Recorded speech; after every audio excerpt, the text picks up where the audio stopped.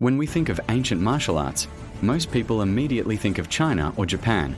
But thousands of years before modern gyms, kettlebells, or even Olympic sports, India had a fully developed martial tradition, complete with specialized weapons, training systems, and physical culture.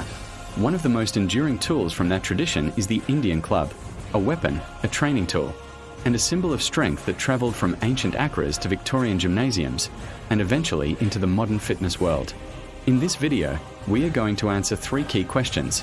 When did Indian martial arts begin? When and where do clubs appear in ancient Indian texts? Who trained with them? Gods, warriors, or everyday people?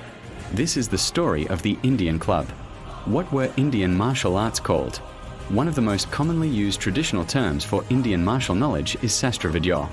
This comes from 2 Sanskrit words, Sastra, meaning weapons or tools of war, Vidya, meaning knowledge or science.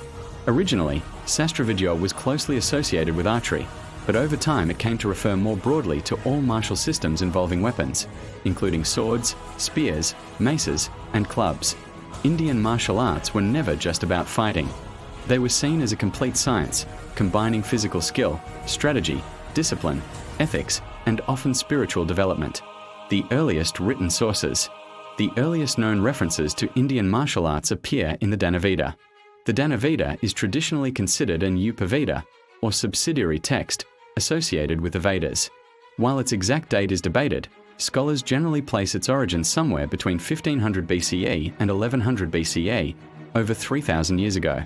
The Dhanurveda describes martial training methods, weapon classifications, battlefield strategy, physical conditioning, and ethical conduct for warriors. Importantly, the text already presents martial arts as a codified system, not a primitive or experimental one.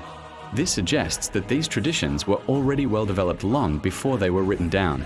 Clubs in the ancient texts. When we look specifically at clubs and maces, one of the most important sources is the Agni Purana, dated roughly between the 8th and 11th century CE. The Agni Purana categorizes weapons into thrown weapons, mukta, unthrown or handheld weapons, amukta or astasastra. Within these classifications, it explicitly mentions Tomara, often translated as an iron club or heavy bludgeoning weapon, Gada, a heavy mace, typically heavier and associated with immense strength. The astasastra section lists 20 close combat weapons that do not leave the hand, and clubs and maces appear clearly within this category.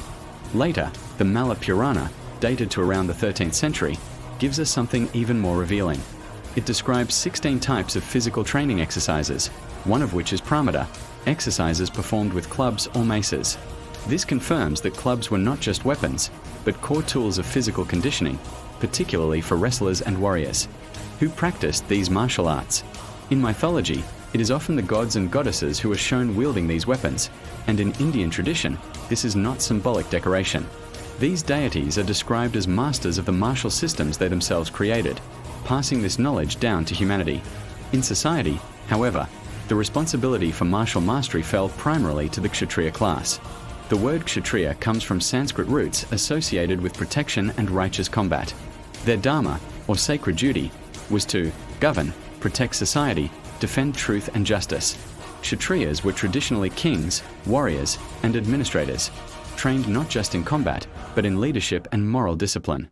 They were considered twice-born, meaning that becoming a Kshatriya was not merely a profession, but a lifelong commitment to self-discipline, courage, bravery, and ethical conduct. During periods of war or instability, martial training was sometimes extended to all classes, especially when manpower was limited. Training took place in akharas, ancient training grounds that functioned as gyms, schools, and sometimes residential spaces. Physical training was often paired with spiritual practice, as martial strength was expected to be guided by goodness and restraint, not ego or aggression. Types of Indian clubs. Clubs are among the oldest weapons known to humanity, and variations existed across many ancient cultures. However, the earliest detailed written classifications of clubs appear to come from the Indian subcontinent. Early clubs were often wooden shafts, weighted with stone or metal at one end. Over time, they evolved into carefully shaped wooden clubs, solid iron clubs, adjustable weight clubs for progressive strength training. Common traditional names include Mudgar, a general term for a club, Tomara, often heavier, sometimes iron, Jori, very heavy paired clubs, traditionally used by wrestlers. Throughout Hindu and Buddhist texts, we also encounter mythic or divine club-like weapons, such as Vishnu's Komadaki, Hanu-Man's Gada, Indra's Vajra, Balarama's Sornanda. While some of these weapons have symbolic or supernatural qualities, they frequently classified alongside clubs or maces, reinforcing their importance in the martial tradition. Gods and deities associated with clubs.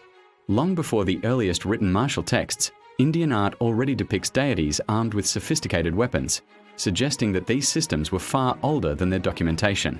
Some key figures include Vishnu, often depicted holding the Komadaki club, especially in his four-armed form; Hanu-Man, iconically associated with the Gada, representing immense strength, devotion, and discipline; Vajrapani, wielder of the Vajra, a club-like thunderbolt weapon used to defeat the serpent Vritra.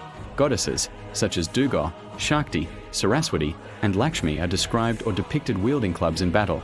Shiva, in Mahayana Buddhism as Mahakala, and in Hinduism as Bhairava, often shown holding heavy maces such as the Akasha Gada. These depictions reinforce the idea that clubs were not crude tools, but weapons of mastery and authority. From akhara to the modern gym. While many ancient cultures used clubs, including the Persians and Japanese, it was through British colonial contact with India that the term Indian clubs entered the modern world. British soldiers and administrators encountered club training in Indian akharas and adapted it into their own physical training systems. However, they made key changes. The traditional clubs, sometimes weighing 20 to 30 kilograms, were reduced to 2 to 6 kilograms. The design became more uniform, similar to a baseball bat with weight concentrated at the end.